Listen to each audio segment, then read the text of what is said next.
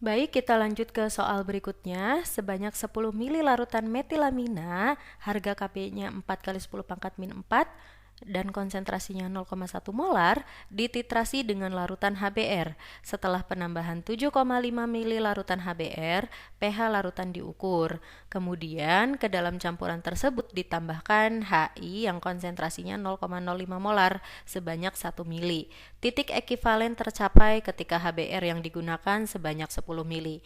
Maka pH larutan setelah penambahan 7,5 mili HBr adalah titik-titik-titik. Oke, berarti di sini yang perlu kita tentukan terlebih dahulu adalah konsentrasi dari HBr-nya ya. Oke. Nah, berarti pertama kita tentukan dulu konsentrasi dari HBr. Caranya gimana? Nah, kita bisa tentukan dari titrasi pada saat titik ekivalen. Nah, ini pada saat titik ekivalen berarti kita bisa tentukan konsentrasi HBr itu sama dengan apa? Volume basa dikali molar basa dikali valensi basanya dibagi volume HBr-nya dikali valensi dari HBr, seperti itu ya. Nah, volume basa yang digunakan itu kan 10 mili. Yang ini kan. Kemudian konsentrasinya 0,1 molar dan titik ekivalen tercapai itu ketika konsentrasi HBr-nya volume HBr-nya 10 mili.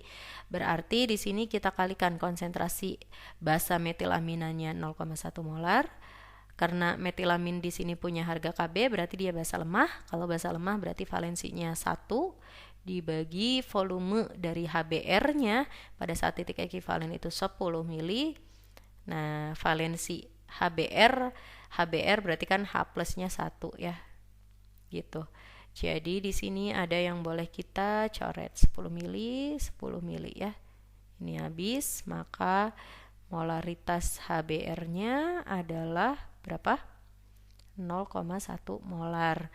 Nah, kalau udah ketemu berarti kita bisa hitung mol HBr dengan rumus molar kali volume berarti akan sama dengan 0,1 dikali yang ditanyakan itu pH pada saat 7,5 mili HBr yang digunakan. Berarti kali 7,5 hasilnya adalah berapa? 0,75 milimol. Kemudian mol metilaminanya atau CH3NH2 dengan rumus yang sama molar kali volume akan sama dengan 0,1 dikali berapa tuh? 0,1 dikali 10 mili ya. Berarti hasilnya adalah 1 milimol. Nah, kalau udah seperti ini, kita masukkan ke persamaan reaksinya. Oke, kita buat persamaan reaksinya. Ada metilamin CH3NH2 ditambah HBr bereaksi membentuk garam CH3NH3Br seperti itu ya. Nah, di sini bikin mula-mula reaksi sisa. Oke. Nah, kita masukkan molnya. Tadi kan udah kita hitung nih. HBr-nya 0,75, terus metilaminanya 1, berarti di sini 1, ini 0,75. Maka yang bereaksi yang habis itu yang HBr 0,75, sini 0,75, garam yang terbentuk juga 0,75. Ini sisa 0,25.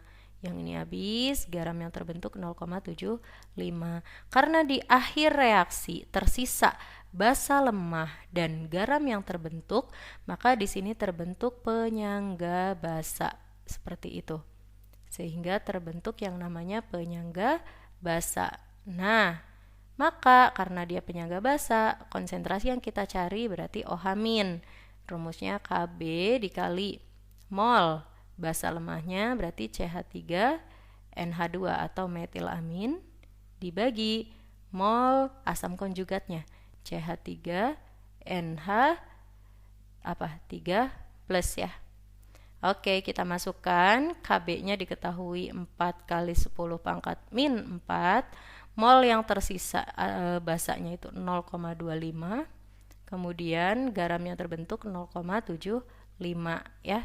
Berarti 0,25 per 0,75 ini kan bisa dibagi 25 ya, dapat 1 per 3.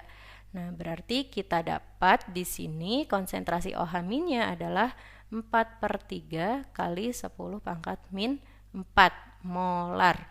Sehingga kita dapatkan pOH-nya sebesar min log dari konsentrasi OH min.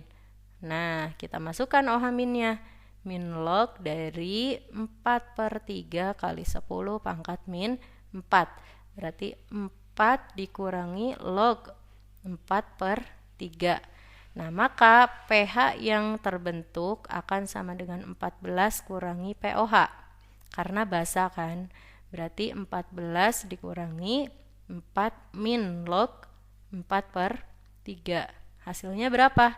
14 kurangi 4, 10. Min kali min plus log 4 per 3. Seperti itu adik-adik. Maka jawaban yang tepat yang mana? Jawaban yang tepat adalah yang C ya.